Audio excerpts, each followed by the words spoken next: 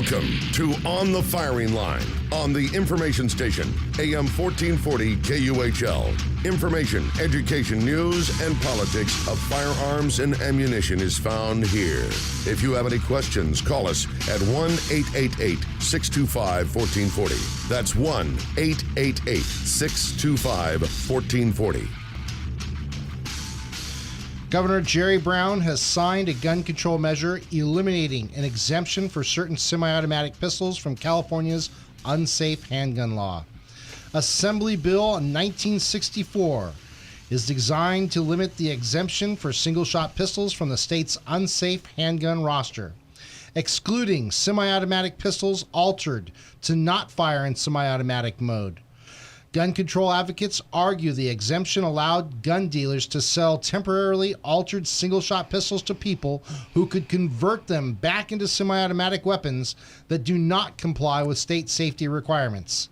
This bill will further narrow California's already burdensome safe handgun roster and eliminate more from the non-peace officer marketplace. With Democrats in support and Republicans opposed, Brown, a Democrat, signed the measure without comment. Of course he did. You are on the firing line with Joe, Matt, and Kanani. Be a part of today's show by calling in at 1-888-625-1440, or if you're in the Santa Maria area, give us a call at 928-1440. So, good old Jerry Brown back at it, stripping away our stuff. You know, it's ridiculous. It's okay, so this is their idea of closing a loophole is basically what it is, because now they see that we as citizens have worked within the confines of the law. Mm-hmm. We've gotten ourselves past the point because now we figure, okay, well, if we do this, we're following the law and we can still get the guns that we want to have. Right. But you're going against the spirit of the law. Not really, though. But it's against the Constitution to say what we can have. Yeah. Don't argue with me. This is, when it says it renders the handgun unsafe once you put it into a semi-automatic mode. I mean, is it really that much of a difference if it's firing one shot or one shot every time you press the trigger as far as safety? If you're going to talk about safety, why is it the police officers are allowed to use unsafe guns? Thank you. Exactly. Yeah.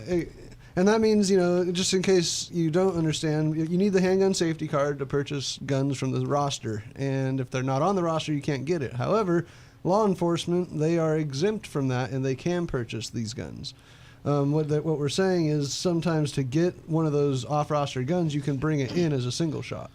Is that what's going on? Right. Okay. That's exactly what's going on. It's not going to get rid of guns that are naturally a single shot and cannot be altered later. Right, like a single shot 12 gauge or something. Right. It's something that's a semi-automatic in its original form. It's converted to be a single shot, and then as it's brought into the state as a single shot, you can then, as the owner of the gun, upgrade it however you want to, because it's your gun so long as you're within the confines of the law. And in doing so, you turn it back into a semi-automatic weapon. You put a 10-round magazine into it, and you have a legally owned, not single shot, a legally owned AR pistol, a legally owned AK pistol. Okay, so do you think, from the governor, go ahead. Or you have a legally owned HK-45 or a legally owned XDM, which are pistols that any normal person would want to buy. Yeah, that's what I was kind of hoping that you'd clarify, that it would be similar to maybe what law enforcement already carries, just not available to the general public. But by selling it as a single shot, it would be available to the general public. Exactly. And so the whole argument of this thing is, okay, so a company has to submit their gun to the list. For instance, Glock Generation 4 pistols, which are the new Glock gun. Right. They're not submitted to the list, and therefore, because they're not determined that they're safe or unsafe, they're not allowed for us to buy. But law enforcement can. But law enforcement can. How is it the law enforcement can buy a gun that's not been determined by California if it's safe or unsafe? Right. How do they get an exemption for it to suddenly become safe, and yet the general populace is not allowed to have it? How does safety change from being... Does the gun know whose hand it's in? Right. Yeah. Do they have these smart technology on these guns or something like that? Oh, I hate smart guns. So do a lot of other smart guns are stupid, man. Yes. And personally, I think that, okay, so California's got this law. There's not much we can do about it except try to fight it in every possible media that we can. And hopefully at some point we'll find a way to get lawyers, get backing, and fight it in court. But if a police officer gets a gun that's not on that roster, and he is able to use it for duty, then that automatically should determine that that gun is a safe gun to use. Right. If it's not a safe gun, then nobody should have it or use it. Yeah, there's a high point. No high points here, please. I'm just saying, nobody should use one. You're absolutely right. If it's unsafe for everyone. Yeah, exactly. And if it's deemed safe by the state of California to allow state-appointed officers to use that gun, well, then hey. Why can't the citizens? It only makes sense that it should be safe Right. in the Yeah. citizens' hands as well. So basically what it boils down to is our California government is infringing upon our right. I mean, after all, what is the Second Amendment? A well-regulated militia being necessary to the security of a free state, the right of the people to keep and bear arms shall not be infringed. So there we have it. What was that last part again? Shall not be infringed. Exactly. That kind of brings us into what today's show is going to be about. We're going to talk about, number one, regarding the Second Amendment, should you be able to have a gun for personal protection? Should you be able to have a gun for personal use, whatever it is? And should we be allowed private ownership of firearms? I mean, do you believe, like what the anti-gunners believe, that we should not have that right? And where do they have the right to change or try to amend the Second Amendment? I think that a lot of them are using the well-regulated militia as a thing against us. They're trying to squeeze a whole new meaning out of the whole statement. That's what I've heard in a lot of different forums and stuff, and that's people beat the dead horse of, well, it's not a militia these days. They were talking about muskets. If I had $1 for every time I've heard they were talking about muskets, you know, I mean, and I have to tell them it doesn't make a difference. At the time, a musket was the, high tech, top of the the bee's line. knees, yeah. Right. So now, if an AR-15 is a good one to have, then that's what I'm going to choose. The same, you know. Well, the Second Amendment only applies to muskets, and the First Amendment only applies to the printing press. Awesome. That's true. Very well put. Boom. This is something that I think that we do need to discuss. It's something that we hope in today's presentation that we can present an argument well enough and give you enough information to present your own argument to others as well, to be able to change the mindset out there. Right. To be able to give people your ammo, so to say, in words, and have them hopefully look back and go, wait a second, you know what? Maybe he's right. Maybe she's right. And Yep. this is the way it should really stand. Because a lot of it is taken out of context. And a lot of the times we don't understand where the words come from or what our forefathers were thinking when they wrote these things. And it's important that we stop, take a look, go back every once in a while and think, what was the mindset back then? Why did they use these particular words? What was going on in their minds? I think, too, I mean, that's a great point. Also, a lot of people nowadays that are, quote, anti-gunners or, disagree with the whole thing, they don't really know their own words. It's the same old, and you got to be prepared to, when they come up to you and say something, if you can say something positive and maybe even, something that's going to enlighten them a little bit, make them a little bit smarter, they're going to think, oh, the gun guy that I talked to said this, and it kind of made sense, as opposed to just, no, you don't know. You have to go about it in a teaching manner, I think, in order to really get people to kind of see the right side of it. Well, or at least two sides of it. Well, I think you also need to understand what their arguments are, Right. so that you know what they're already thinking in order to defeat or at least question what they're saying. Even if they're extremely unfounded arguments. Yeah, and kind of think about what they're telling you, and then say, okay, well, maybe that's not the case, or what about this? Because sometimes they're just sort of talking without ever, Yeah. they don't even know what they're saying. They're just Wolf repeating what Blitzer other said it. people are. Yeah. Exactly. And we get it on both sides. It's almost a fad for, depending on which side you're on, to go with this. It really is. I've got that feeling so many times from the stories I tell when I'm in Santa Barbara, minding my own business, walking my dog and stuff, and people come up and see my shirt. And Yeah, it's like the one you're wearing right now. Yes, and that's exactly the kind of stuff that I think about though. And then, but what is it that they look at me and despise it so much that they need to come over and tell me that they don't like guns? Well, maybe they don't despise it so much, but just feel that strong about it, that the shirt's giving them that kind of an emotional reaction that they just have to say something. They can't keep it back. And those are the same people that see open carry demonstrations and call the police. Yeah. You know, it's come down to the fact, too, is that they don't realize where they come from as an American, where their heritage is in America, and why we have what we have. And because of that loss of knowledge and that loss of respect, we've lost so much more. And it's not done. This is a slope that's slippery, and it's helping many people slip on by. So it's kind of scary. All right, before we take a quick break and get into this show, I do want to read one more thing to you here. Obama has stepped his foot into it again. Oh, bummer. Obama's latest executive order, slapping Russia with sanctions, could affect some AK-47 owning Americans. That I do not like. In response to Russia's aggressive actions in Ukraine, the U.S. government has issued a number of new sanctions against Russian companies. Among the companies targeted is Kalashnikov, the arms manufacturing company that makes AK-47s.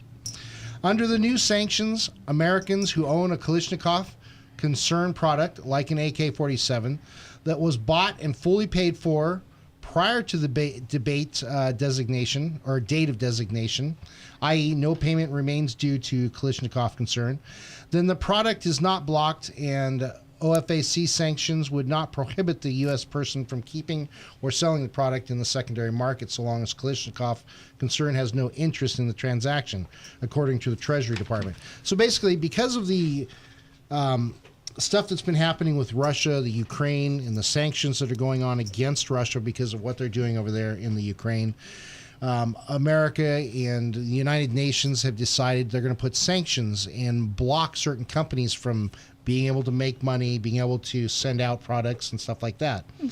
And that has been affected. It is affecting us because the Kalashnikov is a gun that comes out of Russia. And that AK-47 is not going to be allowed to be exported or imported into the United States. Actually, I think it's exported. Well, I have a question about it. When it says, Kalashnikov concern, is that a certain company?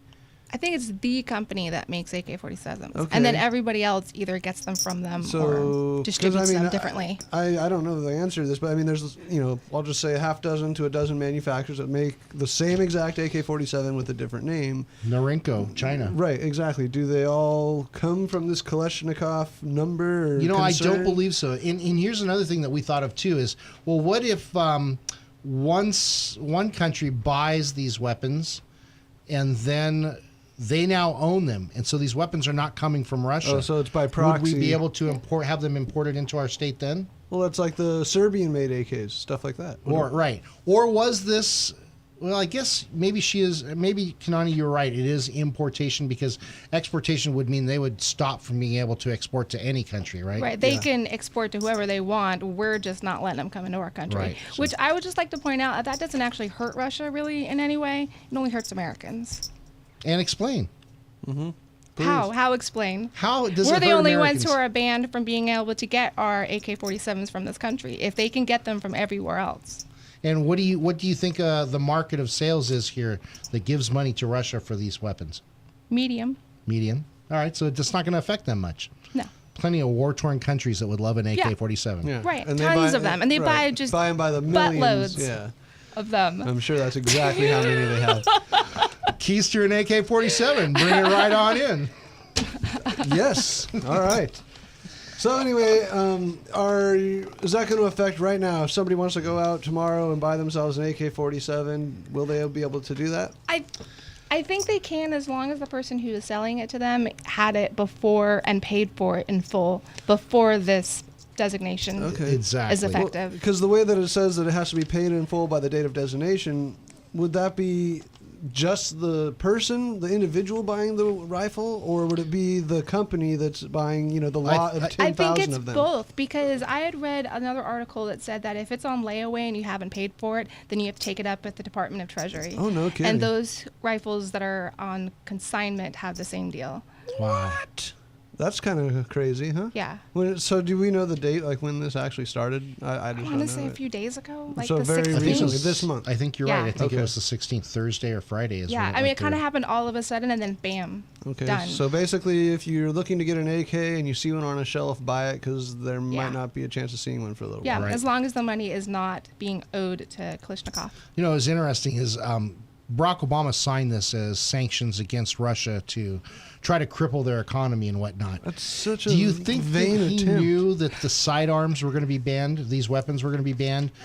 Or was this just Yeah. a byproduct of it? No, I think this is exactly the piece that he was trying to stop, because I think in his mind it It's is two attacking birds with two one things. stones. Yeah, That's kind he's of what I stopping thought both too. guns and Well, implying yeah, that I'm he's doing putting great pressure. things. Yeah, I'm putting pressure on Putin, and I'm not And bringing getting rid of these these- that's- evil AK-47s that are just going wild in the And if I country. never lift the sanction, well, by golly, Yeah. we've gotten rid of AK-47s from Right. Russia. Oh darn! Could Oh, our darn, I forgot. There's other countries that make them too. How can we put sanctions There's on those countries American-made too? AKs now. I think there's only one or two companies that do it, but they've over the last couple of years they've bought all the rights and blueprints and they make them from scratch in America.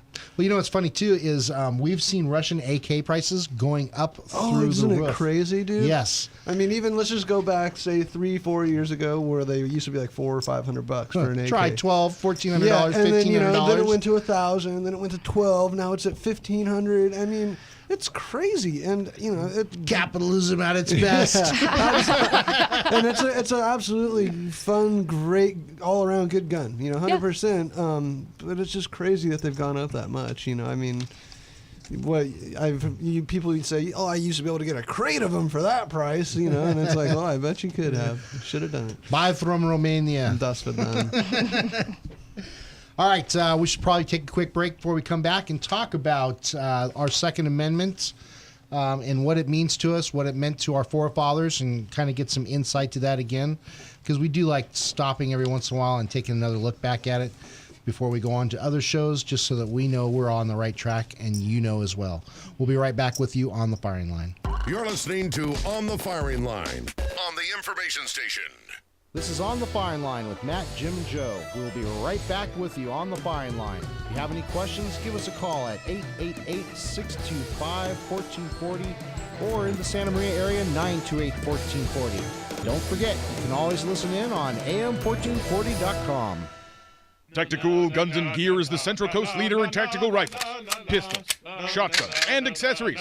Building an AR-15, they have lower receivers, parts kits, trigger groups, and a ton of other AR parts from the most popular companies and stuff. They are also the home of the Women's 101 Firearms and Women's Advanced Pistol classes and have trained thousands of local The ladies. store is located off the 101 freeway in Santa Maria near the North Broadway exit. Look for the big rifle sign on the freeway as well as the giant 5-ton Tactical military truck, and they're now open on Mondays. America! On the Firing Line is happy to have Law Offices of Christopher Coleman as a sponsor. The Law Offices of Christopher Coleman is located in Santa Barbara on 2019B State Street, specializing in personal injury and, more importantly, the Second Amendment and On the Firing Line with Matt and Joe. Give them a call at 805-682-3352, serving the Santa Barbara, Santa Maria, and San Luis Obispo areas for over 25 years. Have you been looking for a new or used motorcycle or all-terrain vehicle? With a staff that has a combined 270 years of experience to inspire and help you make that informed decision. Santa Maria Motorcycles is your one-stop shop, and their mission is to provide you with that ultimate experience. They also have rentals, so you can take that ride you have been dreaming of up the coast. They're located at 2022 Presker Lane in Santa Maria, or give Chris and his team a call at 805-928-3668. Again, that's 805-928-3668. We're happy to have a special guest here today at the Plumbing Talk Studios, Jeremy Griffin, owner of Griffin Plumbing in Orcutt. Welcome, Jeremy. Hi, thanks for having me. So, Jeremy, the reason your plumbing company is called Griffin Plumbing is that your last name is, in fact, Griffin. Yeah, that's right. Unbelievable! Griffin, just like the legendary creature with the body of a lion and the wings of an eagle. Yeah. What a brilliant move, Jeremy. I'm a genius. To name your plumbing company after this majestic creature. A creature known not only to have divine power, but also to be a protector from all things evil. Well, it is my last name. Audience, listen carefully. If your plumbing devices are threatened in any way, I implore you to seek the power and protection of the Griffin. We're always here to help. Just give us a call. Call the Griffin. Find us at callgriffinplumbing.com or call 934-1949. You are on the firing line with Joe, Matt, and Kanani.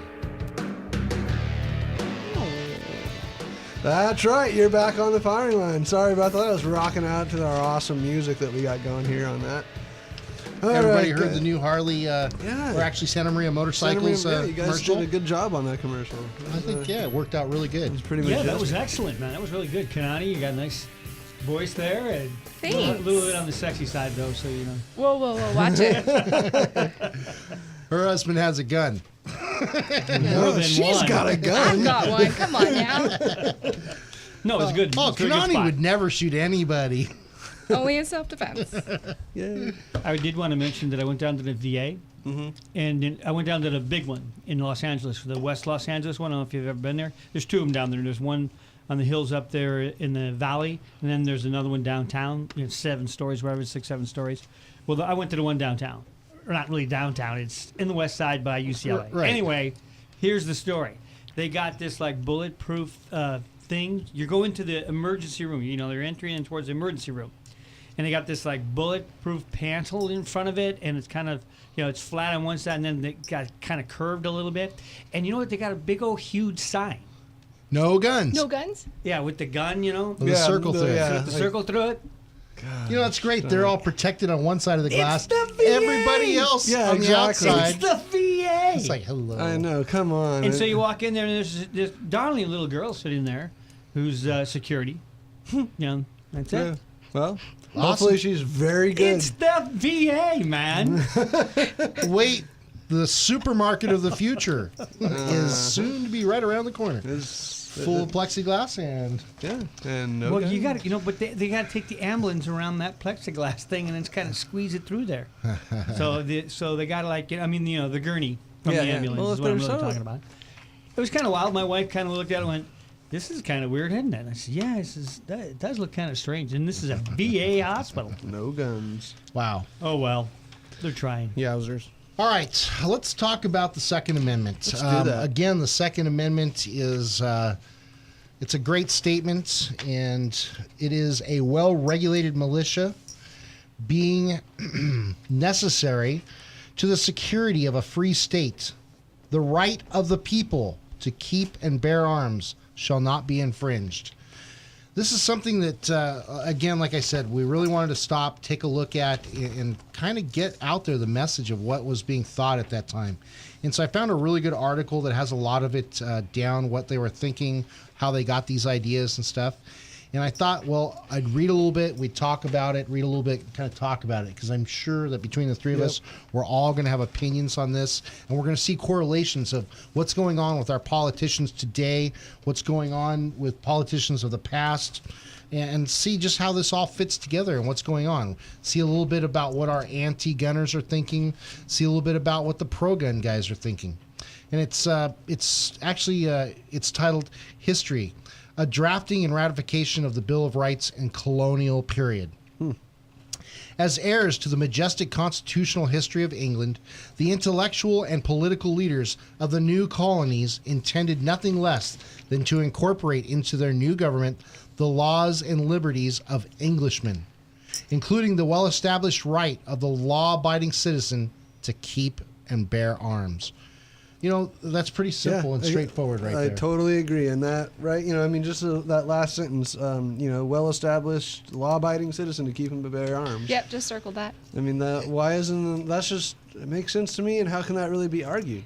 Well, and think, if that's the mindset of that time period, when our forefathers wrote these rules out, it was a mindset that it was the right of people to own and bear guns. Right. Not just a right, but a well-established right. I mean, everybody knew that was a right. It's a norm, established right? right, exactly. I mean, it was more than just the basics. It was you should have this, Right. and by the way, you're going to have it. And so to hear people today saying, well, only a militia should have it.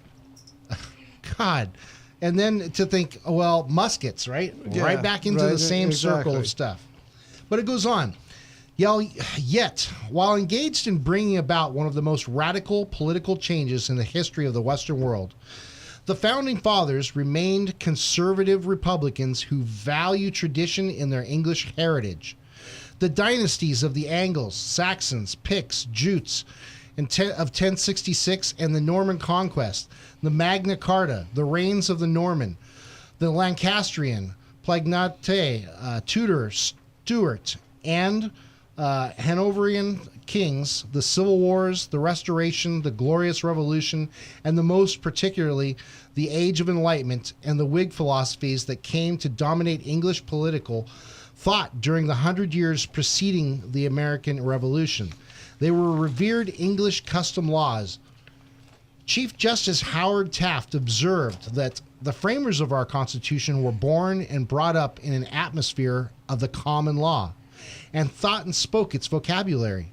They were familiar with other forms of government, recent and ancient, and indicated in their discussions earnest study and consideration of many of them.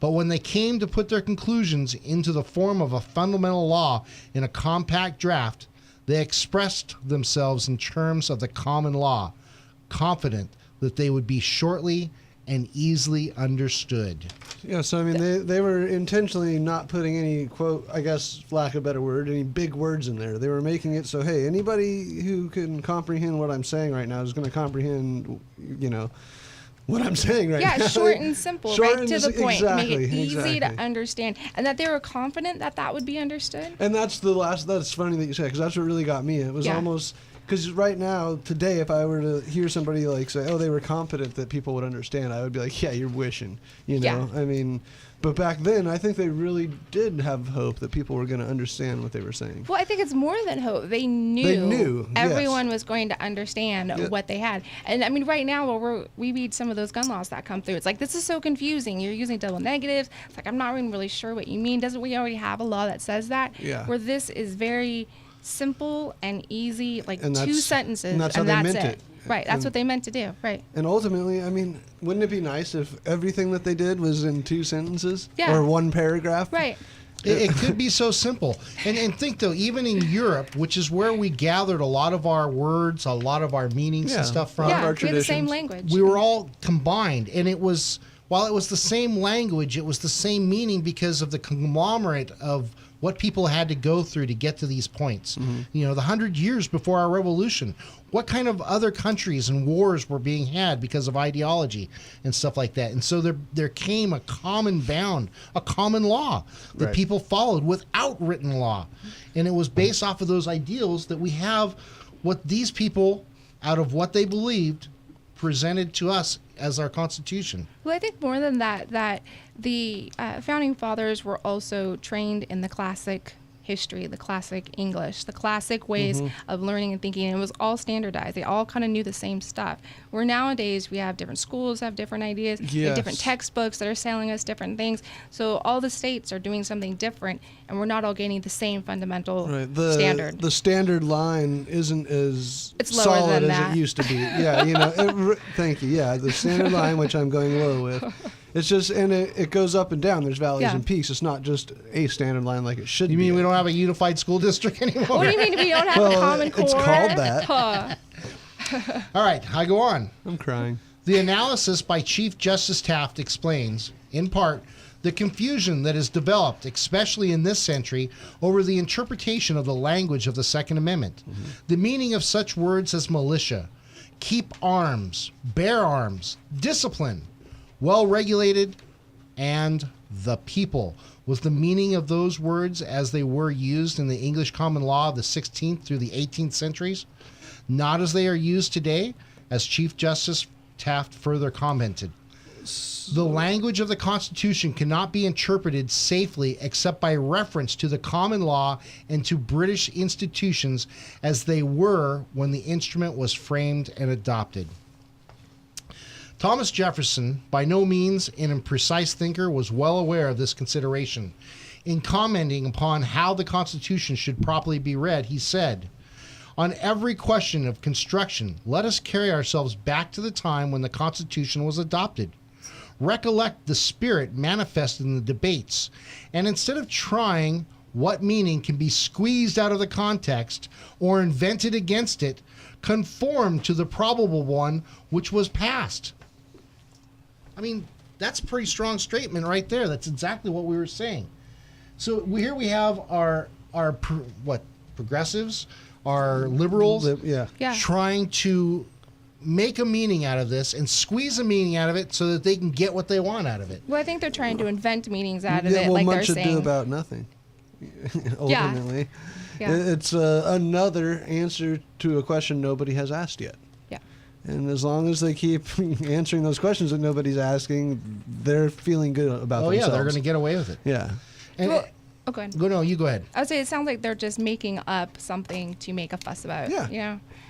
Right. I mean, it's like a 5-year-old having a temper tantrum or something. It's exactly like a 5-year-old having a temper tantrum. Well, we don't have a rule for that, and we don't have a law against that, even though nobody's done it yet. But, maybe someone will in the future, so we should probably write something about it. Yeah. Well, and do nothing to make us look like we're doing something. Well, got to keep my job. And they go on with this stuff, and it kind of just hits exactly what we're talking about. Yet, despite this clear evidence, gun control and prohibition components attempt to squeeze out of the text of the Second Amendment the meaning that only a collective, not an individual, right is guaranteed by the amendment. No. They argue that the words of the amendment allegedly apply only to the group in our society that is well regulated and keeps and bear arms, the National Guard. But they are wrong. David I. Kaplan, who has examined this issue in depth, provides this analysis. In colonial times, the term well-regulated meant well-functioning. For this was the meaning of those words at that time, as demonstrated by the following passage from the original 1789 Charter of the University of North Carolina. Whereas in all well-regulated governments, it is the indispensable duty of every legislator to consult the happiness of a rising generation.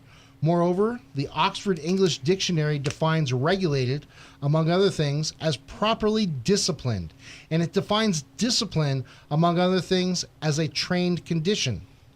Yeah. Now, privately kept firearms and training with them, apart from formal militia mustering, thus was encompassed by the Second Amendment. In order to enable able-bodied citizens to be trained by being familiar in advance with the functioning of firearms, in that way, when organized, the militia would be able to function well when the need arose to muster and be deployed for sudden military emergencies. And that was because of George Washington. Because when George Washington called upon the militia of his time to fight against the Redcoats, right, they were not ready as quickly as he needed them to, and it cost them dearly in battle. Good and point. because of that, they came out with this, and he brought this up with them in discussions, and he said, we need everybody to be able to use a weapon. Yeah, function well. Yeah. Yes, because if the when need we arose, call them, we don't have to spend 20 days training them. you. We'll be ready to go right into battle. Yeah. Okay.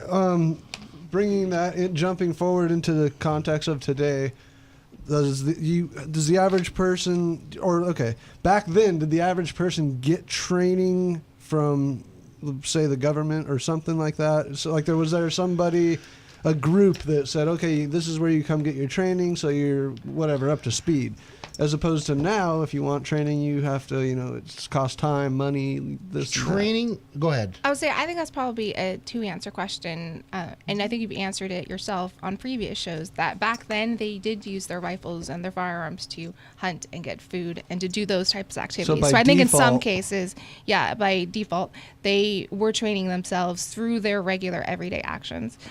That's exactly what it is. Okay. It's in gathering food. It's competition to see who could hit something at 100 meters. Yeah. It's learning from your father and his father how to load your firearm, how to clean it, and do everything. So it's all with these little things that get together. Mm-hmm. All right. Right. So back then it was, you going out and living your life, and that was basically preparing you for what could happen. Well, I can't imagine that trying to hunt a bear or trying to hunt a big game to feed your family is going to be that much different than hunting people, the opposition. Right. No, and that's a good point. Okay, so, but back then where but they got training by doing day-to-day things and living. Today, what do we put that with? You know, I mean, I think today, it's both. You can get it from your father. Yeah. You can get it from your friends. Right. You can sign up for classes as if you want something basically, more. If you have that desire, then you go get it. That's what Yeah. it is. Yeah, you can go out and do competitions. You can go out and hunt. All right. And those things prepare you for, hey, if your state is invaded by armed people from south, north, west, east, well, you know what I'd like to say, but then you're ready for it. And it's not just one person leading around 20 people trying to protect them. It's everybody can stand up together and protect themselves and protect the group. Right. I mean, how can one person be in all those different places, whereas if everyone were to face outside of their circle, they would all be able to get any threat that came about? Absolutely. And remember, the whole idea was an armed populace is the largest army in the world. Yep. Yeah. That was supposed to be us. All right. I'm getting notices here that I need to take a quick break. So we're going to take a quick one. When we come back, we're going to keep going along with this because this Second Amendment discussion has a lot of stuff to be brought up. And a lot of this has been good stuff. We can kind of see what's happening here as to the meaning behind it. And we'll move forward as we come back on the firing line. We'll be back to more of On the Firing Line with Joe and Jim after this. This is On the Firing Line with Matt, Jim, and Joe. We'll be right back with you on the firing line. If you have any questions, give us a call at 888-625-1440 or in the Santa Maria area, 928-1440. Don't forget, you can always listen in on am1440.com. Tactical Guns and Gear is the Central Coast leader in tactical rifles, pistols, shotguns, and accessories. Building an AR-15, they have lower receivers, parts kits, trigger groups, and a ton of other AR parts from the most popular companies and stuff. They are also the home of the Women's 101 Firearms and Women's Advanced Pistol classes and have trained thousands of local ladies. The store is located off the 101 freeway in Santa Maria near the North Broadway exit. Look for the big rifle sign on the freeway as well as the giant 5-ton Tactical military truck, and they're now open on Mondays. America! On the Firing Line is happy to have Law Offices of Christopher Coleman as a sponsor. The Law Offices of Christopher Coleman is located in Santa Barbara on 2019B State Street, specializing in personal injury and, more importantly, the Second Amendment and On the Firing Line with Matt and Joe. Give them a call at 805-682-3352, serving the Santa Barbara, Santa Maria, and San Luis Obispo areas for over 25 years. On the air with the Midnight Mystic is one of our regular callers, truck driver Charlie. Well, I just seen another one, Midnight Mystic. Another Griffin, Charlie? I'm telling you, they're all over the Central Coast now. How long have you been on the road now, Charlie? 2, 5, 8 weeks, I don't know. Perhaps you should park the truck and get some sleep, and maybe the Griffins will disappear. Well, there it is again. I'm going after it. What does it look like, Charlie? Holy mackerel. It's got the body of a lion and the head of an eagle. Is it flying, Charlie? It's on the side of a white truck. Is it a Griffin plumbing truck, Charlie? Could be. I don't know. I'm pulling right up to it. We seem to have lost contact with Charlie, but I'm sure he'll be okay because Griffins, just like the good folks at Griffin Plumbing, are here to protect and serve. In fact, if your plumbing devices are threatened in any way, call the Griffin. Find us at callgriffinplumbing.com or call 934-1949. You are on the firing line with Joe, Matt, and Connie. That's right. You heard it. You are on the Firing Line with Matt, Joe, and Kanani. Give us a call at 1-888-625-1440, or if you're in the local Santa Maria area, 805-928-1440. All right. So what's going on now? We got getting into this militia stuff, and we were talking before about the training of people in their firearms. That's right. And so that meant disciplined, right? In a trained condition. And so we're going to move on. And this article goes on to say, even if the opening words of the amendment, a well-regulated militia, somehow would be interpreted as strictly limiting the right of the people to keep arms, nevertheless, a properly functioning militia fundamentally presupposes that the individual citizens be allowed to keep, practice, and train himself in the use of firearms.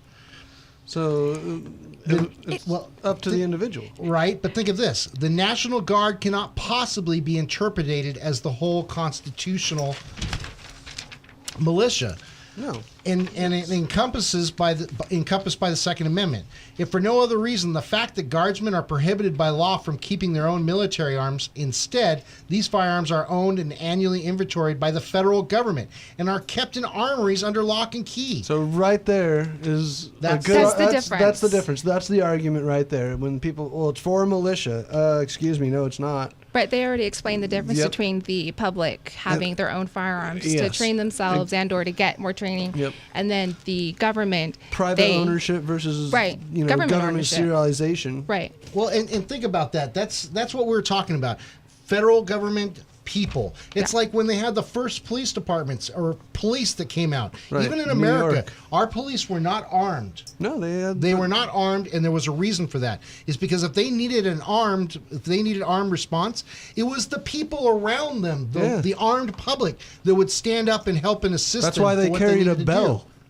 A lot of in New York, some of the first ones, they had the whistles and the bells. They would ring those, and then the citizens would come help them. And I'll guarantee you that in those days, a lot of the conversation was, well, if we arm our police, isn't that like putting a standing army from our federal government or our state-controlled government on our soil? I can picture the guys talking. I don't want to live, I don't want to have to walk by people with guns every day on the way to and from. I could see how that could lead to that sort of conversation. Next, before you know it, we'll have military on the streets. Because right now, that's how people pretty much, see the correlation here. Well, I wonder if people get that paranoia from seeing people on the news where they go into airports and they're wielding AK-47s, for example, or they're going into a bank, or they're just standing on the streets in these other countries where they don't have freedoms like we do. And that's what they see, and they get afraid and think, well, that's what the general public in our country would be, because they're making that comparison between the two. Yeah, okay. I mean, like after 9/11, when there was guardsmen at the airport with M16s, that freaked people out. I mean, people were like, "There's people with machine guns at the airport," and I was like, "Well, you think about what ifs. They're there for a reason." Yeah. Well, I think too is if people had taken on the responsibility to protect themselves and protect their community, protect their state and their country. Mm-hmm. It wouldn't be a big deal at all for them to see these things. It would have been like, yeah, that's just a gun. Totally it's like obvious. no different than, hey, that guy's got a pen on his side. Right. Yeah. No, I totally That's so agree. he can write on something. Oh, he's just got a gun. That's so that in case anybody gets something stupid, we can deal with it. And I do mean stupid, okay? Just like that. No, that's exactly. And I wish that that's how it was, that if somebody saw it, that it didn't even really cross your mind unless you were an enthusiast or something, All right. Now, with this preliminary understanding, let's examine how the amendment came into being and was then ratified into the U.S. Congress. The First Continental Congress was convened at Carpenter's Hall in Philadelphia on September 5th of 1774 and was the first major political gathering of the American colonies. This Congress was to become the de facto revolutionary government that directed the war for independence. The principal outcome of this first meeting was the issuance of a petition called the Declaration of Rights and Grievances, an appeal to King George III to restore harmony between Britain and the colonies. At that time, there were considerable discord between them, chiefly because of the passage by the British Parliament in March of 1774 of the so-called Intolerable Acts, a series of punitive measures directed against the colony of Massachusetts for its rebellious conduct, which had been certainly or recently evidenced by the Boston Tea Party. Before adjourning, the First Continental Congress also arranged for a second Congress to take place in Philadelphia if the king failed to respond favorably to their petition. And as it turned out, not only did King George III fail to respond favorably, the Second Continental Congress was convened on May 10th of 1775.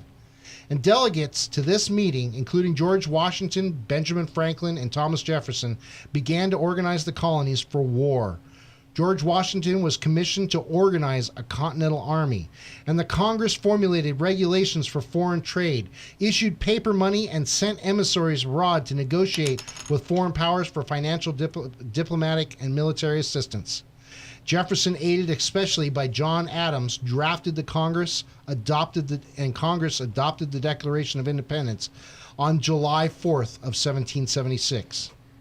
And on November 15th of 1777, Congress drafted and adopted the Articles of Confederation, which were ratified by the 13 colonies in 1781.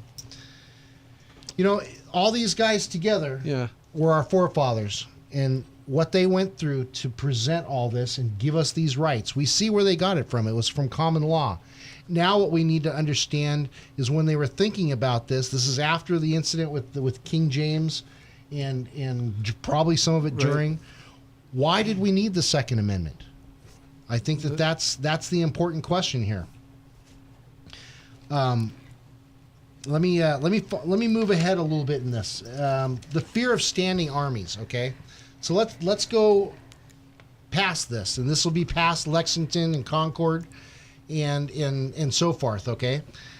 Of all the powerful memories and emotions of the Founding Fathers brought to the constitutional debates, apparently none was stronger than their fear of standing armies. As David Young has observed, the necessity of an armed populace, protection against disarming of the citizenry, and the need to guard against a select militia and unsure a real militia could defend liberty against any standing forces the government might raise were topics interspersed throughout the ratification period. Yet in the absence of a standing army, how was the nation to defend itself from external and internal aggression? The Founding Fathers understood this would be accomplished by a militia. But what kind of militia? Here's a typical anti-federalist view expressed by Richard Henry Lee. A militia, when properly formed, are in fact the people themselves and render regular troops in great measure unnecessary.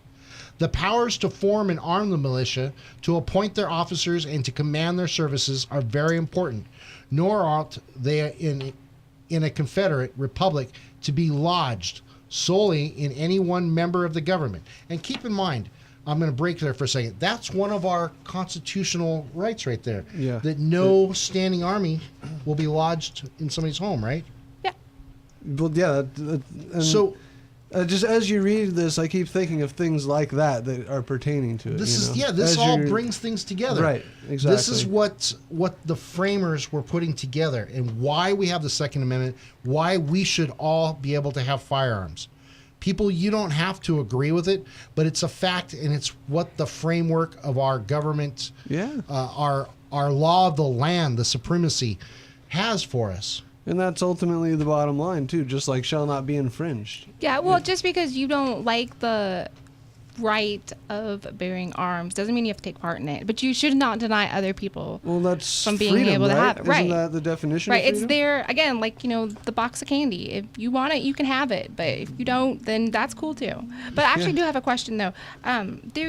In that little paragraph before, they were wondering how would we defend ourselves without a standing army. Yeah, and that the sort of duh moment of, well, everybody's going to have a rifle and we'll just defend ourselves. Right. I mean, it seems kind of superfluous to have to make a law or to have to say that now we need to create an army when it's already assumed that we're going to do it. And the only thing I thought of was, well, shoot, in your house, do you feel like that you have the ability to defend your own home and your family, or do you feel like you have to go hire security to do that for you? I feel like I have the right to do it in my own home, and I have the ability to do it. Yeah. Exactly. And I feel that it's my responsibility to do such a thing. And I think they thought the same thing back then. Right. That's exactly. It was their right. It was their ability. They were trained to do so. They were equipped to do so, and they believed it was their ability, right, and privilege. So yeah, it's a great. It's beyond point. Privilege. It's a good point too. I mean, it's not a privilege. Exactly. It's not something they should have had to tell anybody. Everybody well, I don't think they knew did. it. They all knew. Well, it's a militia. You were born with arms. Right. Right. Yeah. It's a God-given right. I don't mean right to bear arms as a privilege, but it'd be a privilege to defend your country. To defend, yes. Because that's what they're saying. How could it be defended without a standing army? How possibly? Well, a militia. See, that's part of the brainwashing of today's society is a privilege to be able to defend. Well, in other countries, when you have ruling governments, that's exactly what it is. Yeah. In America, it's not a privilege. Hey, it's a given. Right. We're there. We get to do it. And that's one of the things that comes across. It's hard to explain sometimes to get it to where we can all see it as that way. But I think that's the best way to put it. And that's one of the things that makes America so great and gives us the ability to have our freedom. We can choose. Is because it's not a freedom, it's a right. It's a right. Exactly. And, okay, I guess I should go on with this. Oh, God, we only have like 5 minutes left. And this thing is so long. Do I dare make this a two-parter and come back next week and finish this? No, but how about pick out the best part of the coming ups of... There are so many, though. Okay, well, let's just keep going with this then. All right. We're talking about the powers to form and arm a militia, to appoint their officers and to command their services are very important, nor are they in a Confederate Republic to be lodged solely in any one member of the government.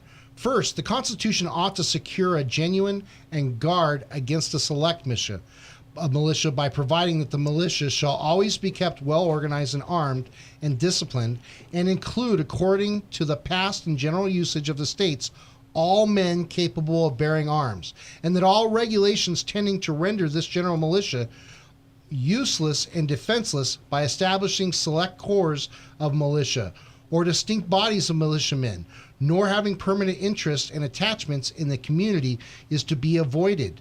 To preserve liberty, it is essential that the whole body of the people always possess arms and be taught alike, especially when young, how to use them. I love that statement. That is such a strong statement. And I was just thinking, that's should be the statement of our show. If we were to read the Second Amendment and go by what they're saying here based off of the mindset, then it is a necessity that we all, as civilians, own a firearm. It sounds and we also, make up the militia. It's downright irresponsible not to own one. Yeah. Exactly.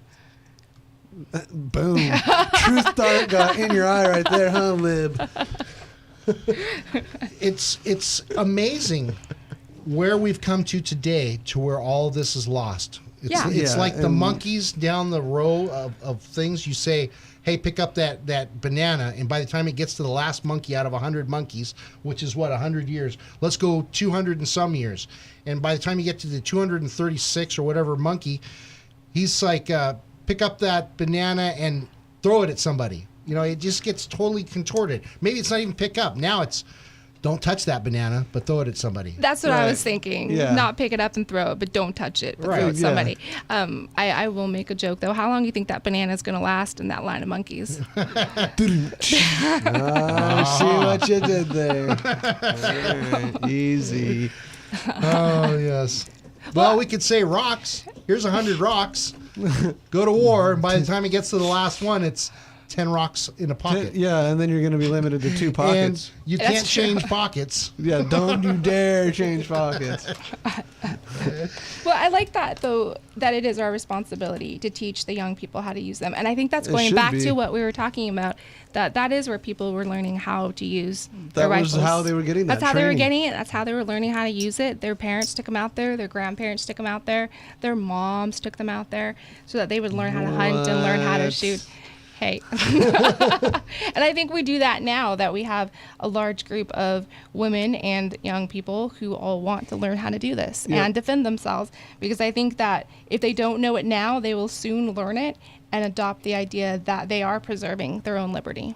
Yeah, and better to do it now. Well, you have, I don't know what the word would be, a choice, I guess, before you're pressed into it, where if you don't do it, you might potentially die, or who knows. Terrible. Yep. I'll tell you what, criminals would have a hard time. The savages out there would have a hard time if we were all armed. They'd have a hard time picking their victim. Right. And they'd think twice, usually, because that person may or may not have a gun on them, and maybe I'll just sit here and do whatever I'm doing instead of attacking that person. And that's what we've seen over and over again in places that, allow carrying and allow guns and, to be owned and on the streets, yada, yada. Wow. Crime goes down. And think of this, with the internet age today, we as an armed populace would be able to hunt down criminals wherever they went across the United States. And knowing that we were armed, we would not be afraid to go after them. Would we need a police force at that point? No, we'd have a posse. I was just going to say, bringing us full circle back to needing police. We're always going to have needs that the police give us, investigative services and things like that, just like with the Pinkertons. man. Yeah. Exactly, how they filled a certain need. And they were not just the Pinkertons, but there were other organizations. There was tons of them back then, Think of this, as civilized as we'd like to believe we are today, we could become more civilized And it's up to us to take us back to that golden age. And that's the thing, you know, we're not that awesome. I mean, so many people now think we're on such a pedestal. Right. You know, take a deep breath, calm down a little bit, and just take it for what be thankful this is the greatest country in the world where we can do that. Yes, right. America. And I think that there's also a big difference between being on a pedestal and then thinking that we are exceptional. We are exceptional. We are exceptional. See you next week.